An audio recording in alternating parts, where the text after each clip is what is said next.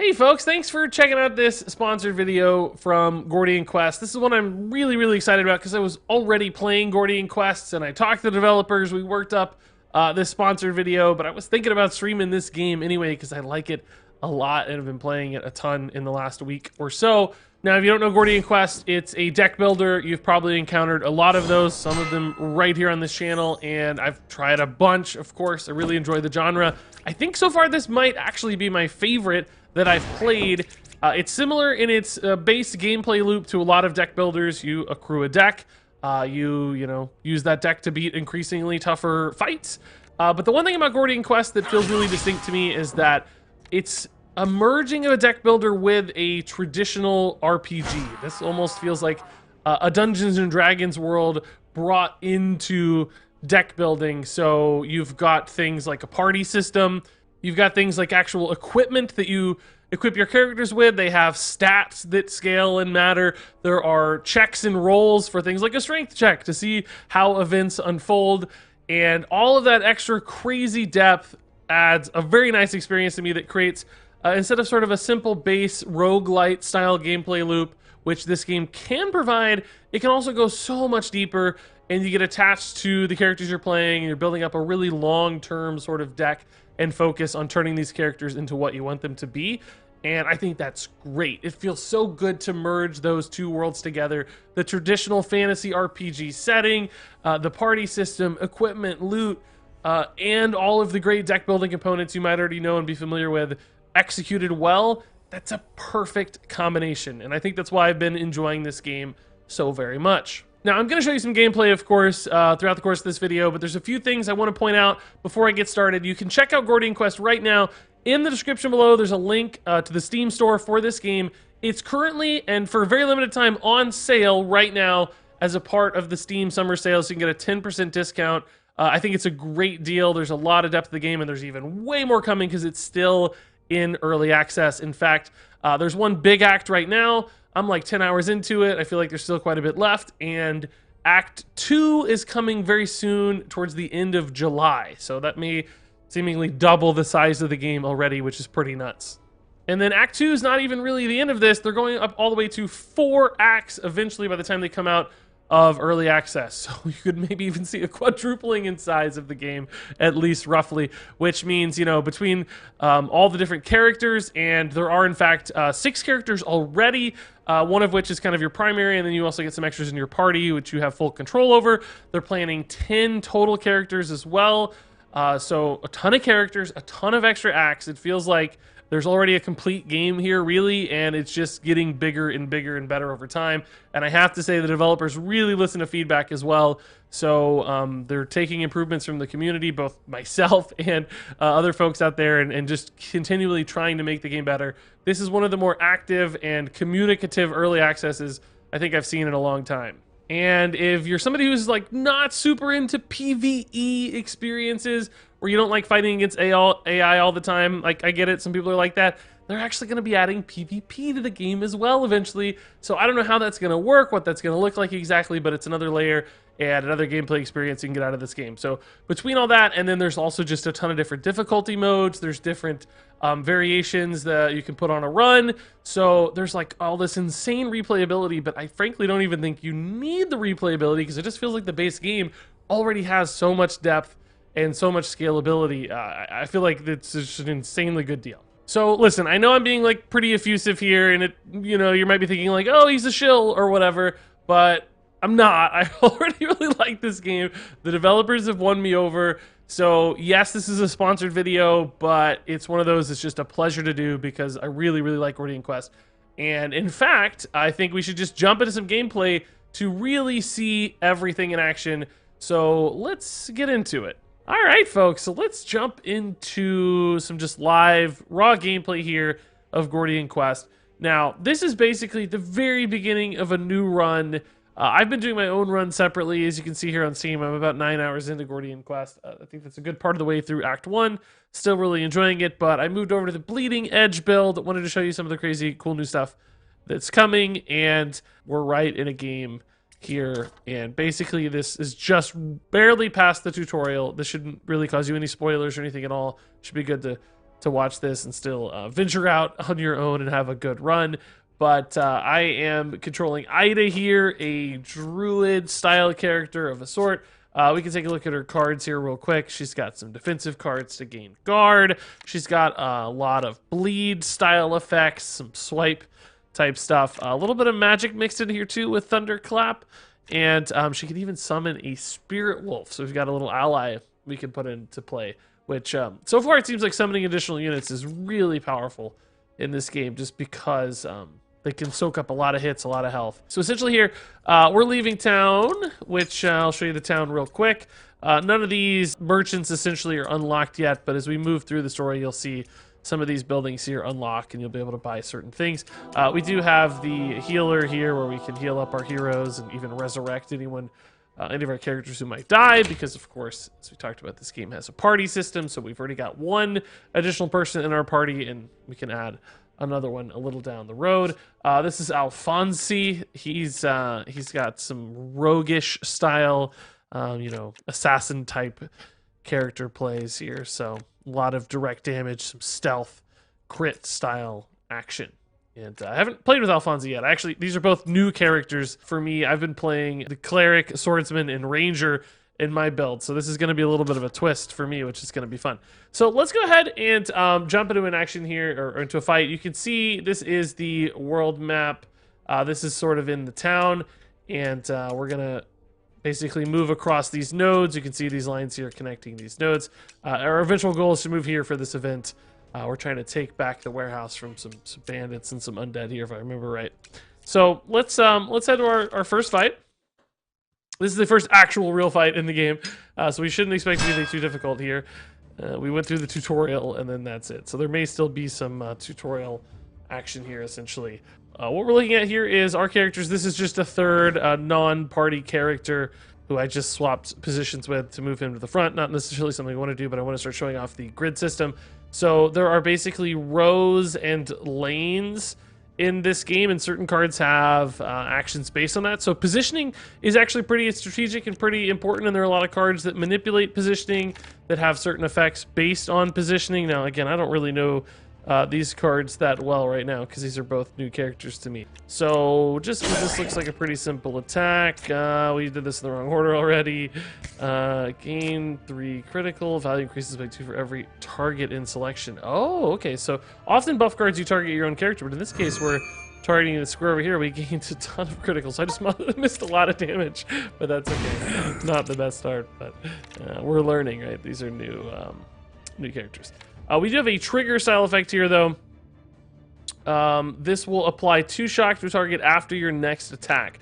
So if I use an attack right now, then that would apply some additional shock, which allows them to take 20% more damage on a future hit.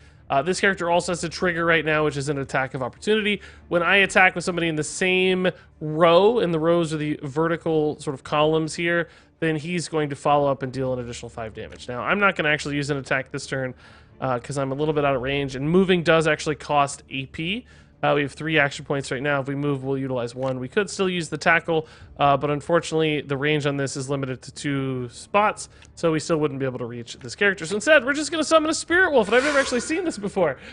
This is awesome.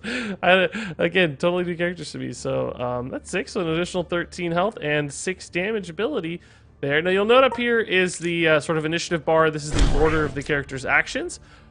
Base enemy characters only use 1 action at a time, and we're sort of watching those unfold. Elite enemies apparently can use 2 in the new Bleeding Edge build, as I understand it.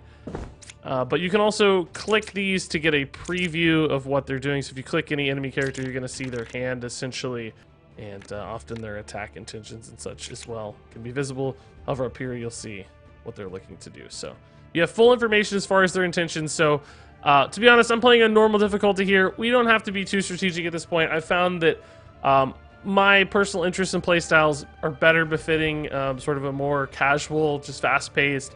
I like seeing the characters, the animations, the cards, the story unfold. But I think there's a lot of strategic depth if you play for it. And certainly knowing your characters and your enemy's intentions can really help you know when you need to move into defense, when you need to focus fire one down, position characters in different ways. For instance, there's a lot of strategic depth there. making sure that you can play around it. So this deals 3 damage, deal +1 hit for every action played this turn. Okay, so we want to follow up with this card, right? So actually, those are both follow-up style cards. So, ooh, 6 damage each, no sort of lethal. I'm going to use a different character to kill this one, right? Clearly, 6 damage seemed like overkill, and of course the NPC there cleaned it up for us. How nice! All right, so we can shift this guy over if we want, but we don't really want to. So let's just go ahead and clear this out. We can shift him forward just in case there's any other range issues, but thankfully our good friend there with his trigger effect killed him off.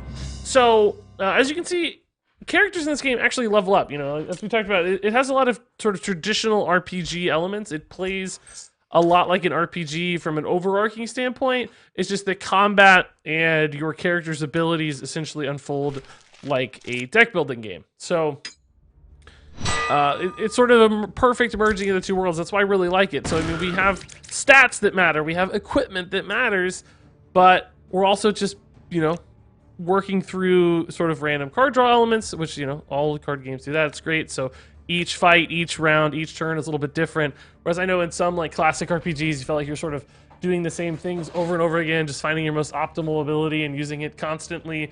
This still provides different experiences every single time because of that draw RNG, but also you can still manipulate your deck and construct something in a really cool way, removing cards, adding cards, selecting cards, which you know, you gain cards as loot. Essentially, equipment has cards bundled with it, so you can really shape how your deck and how your character is built, which is really the perfect combination, right? So these characters all basically just have too little health.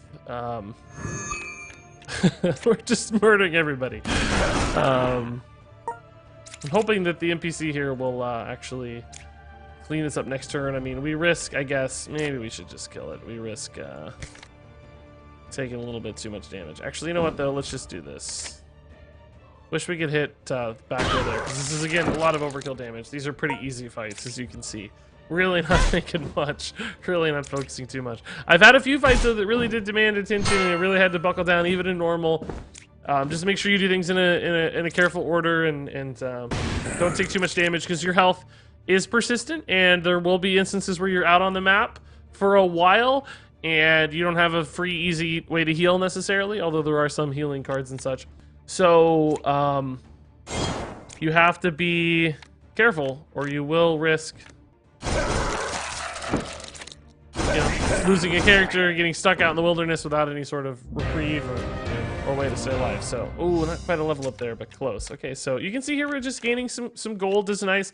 Here's a spiked shield, which we can go equip here shortly if we want, assuming one of our characters is able to equip a shield, because characters have proficiencies. You can't just equip anything and everything. But this adds a nice little 0 AP card to your hand, which is cool. It gives you, you know, guard, which is the way you block damage, essentially, and some thorns too, so you reflect damage, which I think that card's pretty awesome.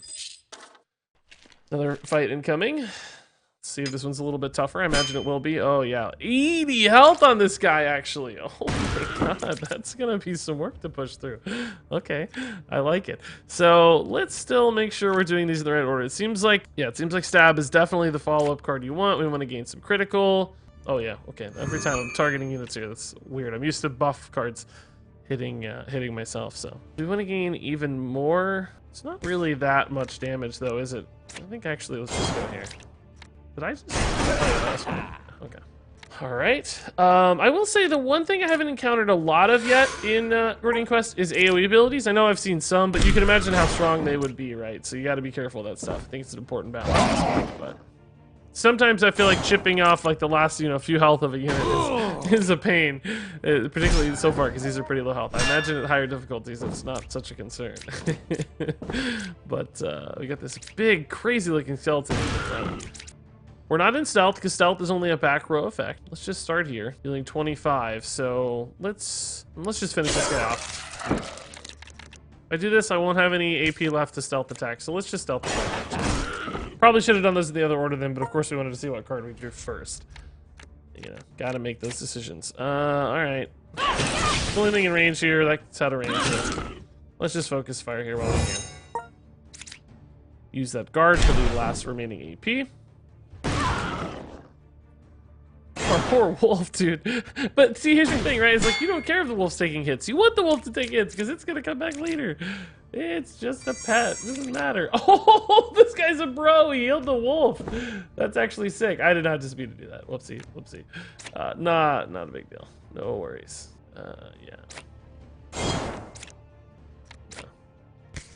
Yeah. 16 and 9. So I guess we'll trigger activates and clears, and we're good to go. Yeah, nice.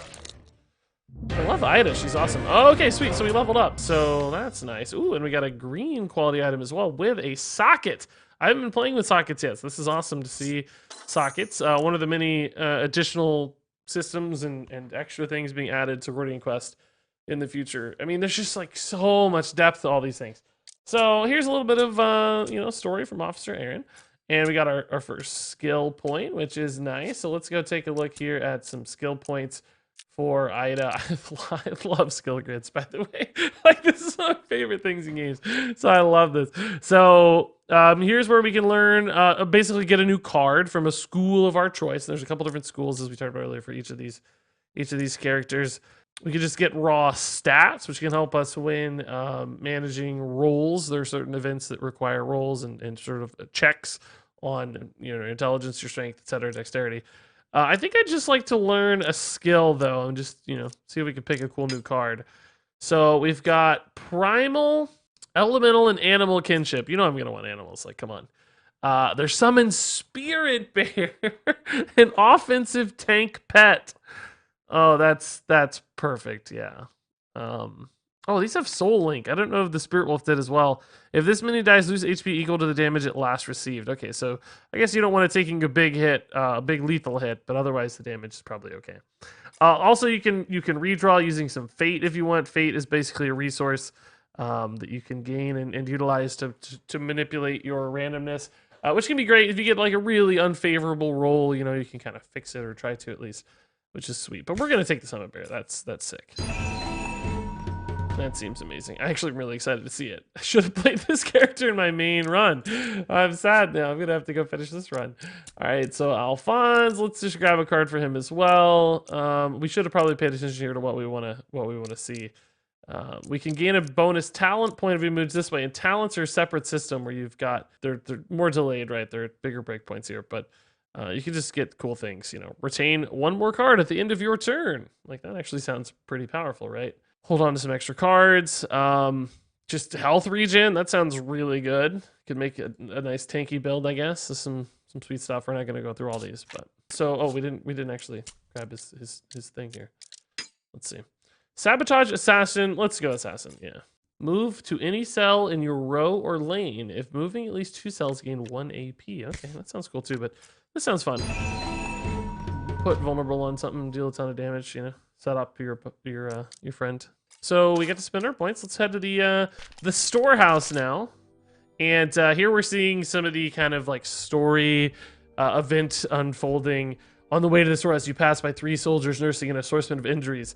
They advise caution when dealing with the bandits. Front door is blockaded, and they'll have crossbows waiting for you if you get in, one of them says. Down the road, you arrive at the garrison storehouse. A bandit peers out from an arrow slit on the 2nd floor. Scram unless you've got a death wish, he sneers before heading back inside. The front door doesn't budge when you push on it. It might give way with some force, but the earlier soldier's warning comes to mind. So we've got 2 choices here, right? We can force the door, or we can search for another point of entry. And we can either do a strength check or an intelligence check. Is it intellect or intelligence? I'm not sure. We got a 50% chance with Ida here on forcing the door. So let's see if we can force the door. This is a challenge.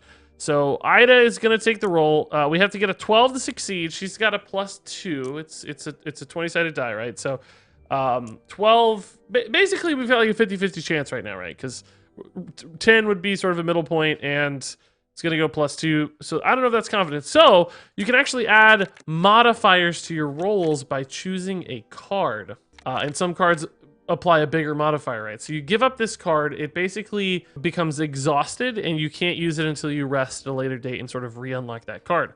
So there's 2 things that you can do that for, right? Like, you can give up a really powerful card you like, perhaps, and gain a ton of a bonus modifier on this roll check, or you might be able to get rid of a really bad card as well just throw away a card that you don't want to draw to increase the quality of your draw in your next fight.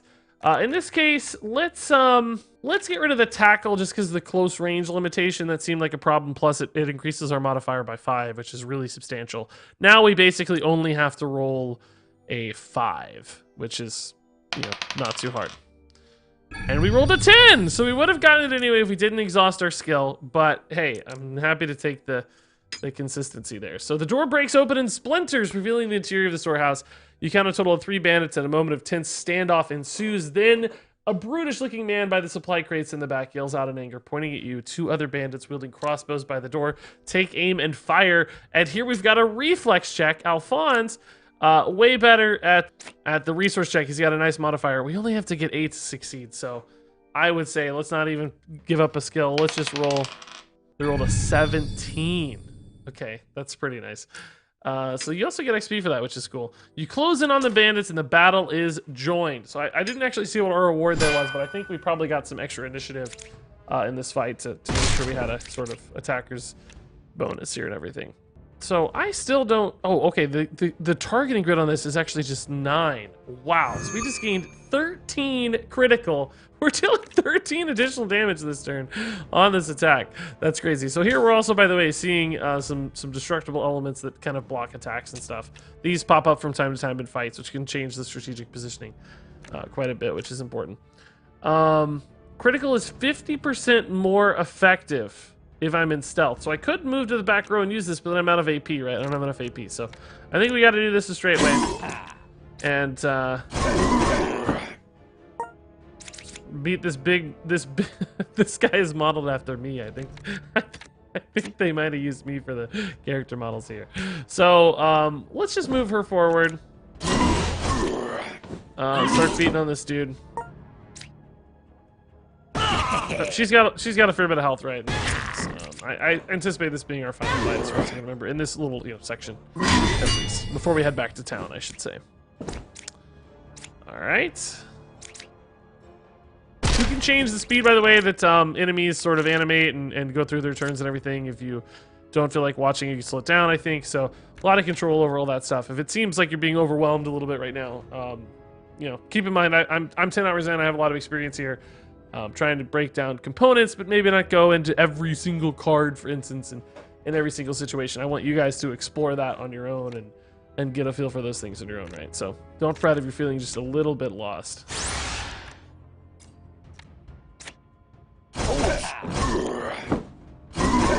Still not dead quite yet here. Oh, the spirit bear is so excited. I don't know what it looks like. I don't know what it looks like. Oh my god, he's cute, but his face is blocked. No, we gotta kill this guy so his face moves out of the way. Okay. Bear. Oh yeah, the bear is attacking the fence. Good job, bear. You did it, buddy. He's got tank stance, which applies up to 1 aggro every time damage is dealt. Oh, interesting. I haven't seen that, but apparently he is actually a functional tank. That's really cool. All right, I like that. He doesn't look that cute. He looks kind of scary now. Looks a little scarier than I thought.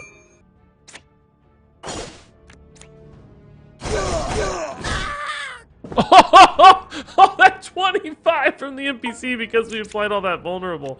Wow. Oh my god, that was crazy actually. That was pretty nuts. Let's just put the wolf in. Yeah. I love how she just summons stuff. That's great. The bear has nothing to attack right now. So he's searching through his cards. He may just pass, yeah. Spirit wolf attacks the fence. Everyone knows our animals hate fences.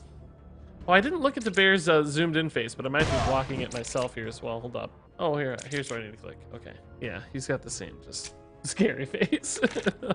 Man, this guy's not in range. This first, of course. I think we all know that. Misplays are no mystery around here. We've all seen them. We've all seen them. Anything else in range? Oh, there we go. The bear just slapped him down. I love it. Okay. And we leveled up. Oh my god, this has 3 sockets on it. That's crazy. Grants armor up. Gain 5 armor. Apply 2 speed down. and 2 root, but armor is really strong. Because it's not like guard, which is like a one-time block. Armor basically makes you deny damage like multiple times, essentially. So it's really powerful. A victory for us. Let's head back to the garrison. Let's do indeed. So we cleared that path, so that's open now to travel back safely. Later in the game, you'll need supplies to travel outside of town, so this is a resource that basically kind of forces you to consider where you're traveling, how efficiently you're traveling. But there's also waypoints that you can travel between freely as well. So a lot of systems once you're out and about adventuring and hitting up dungeons and stuff. So we can go to affiliate. We can buy some healing. Everybody's fully healed. Yay. 20 gold down. But I think worth. We also can grab a skill point and a talent here. And a bonus talent point. Let's go there for Ida as well. So you can use this ability in camp by paying the requisite cost. That gains you a fate. Okay. Map ability. Traveling to the next node costs no supplies. So there we talked about supplies. That's pretty sweet. Okay. We've also got some core abilities, just like strength and supply upgrades, just stat upgrades, dexterity and initiative. XP increase. That sounds actually really valuable, right? Because that's going to help me scale into future talent points. That seems like something you'd want to buy early. And you can master it as well early. Oh, that's cool. Okay. These talent points, these sort of structured talent points are new in the Bleeding Edge build. New to me, at least. I think they might be new in general, the Bleeding Edge build as well. But they're pretty sweet. Before, you just had skill points you're using like this. So additional system in place already. Awesome. So yeah, we're gonna go talk to Roderick. We got some renown here, which essentially allows us to customize future runs, do certain things in future runs, which is nice. And then Officer Aaron and Captain Roderick are having a little chat. And I believe we're supposed to head back out into town. Yeah, and here we're gonna find our third party member, and we can kind of choose which one we want to talk to. We've got Wizard Boy up here and Ranger Bow Boy down here. But that's going to have to wait until you check out Gordian Quest if you want to see what these heroes are all about, their cool abilities, what they do. I encourage you to check out the game. I really, really like this one, guys. I was playing this before any sort of sponsored thing was possible. I started talking to the devs. They're awesome devs, by the way. They listen to community feedback a ton. I threw them some ideas. They were like, we're doing that one, it's coming, and that one's an awesome idea, we'll do that too. So they're really open to improving the game. They have a lot of things coming already and some great ideas for the future as well. But this game just really scratches the itch for me. It's exactly what I want it to be, and I can't recommend it enough, frankly. I think it's a great purchase. So be sure to check the description down below to see it on Steam. Read other people's reviews if you want more feedback than just mine. I would always encourage you to do that, but I think you'll really like this one. I feel like I've already gotten my money's worth, but beyond that, I think there's even more coming that's going to make it a ridiculously good deal moving forward, too. So all in all, curious to hear your thoughts. What do you think about this game? Share that in the comments below. Thanks so much for spending some time with me here today. Thanks much for watching as always. And until next time, game on.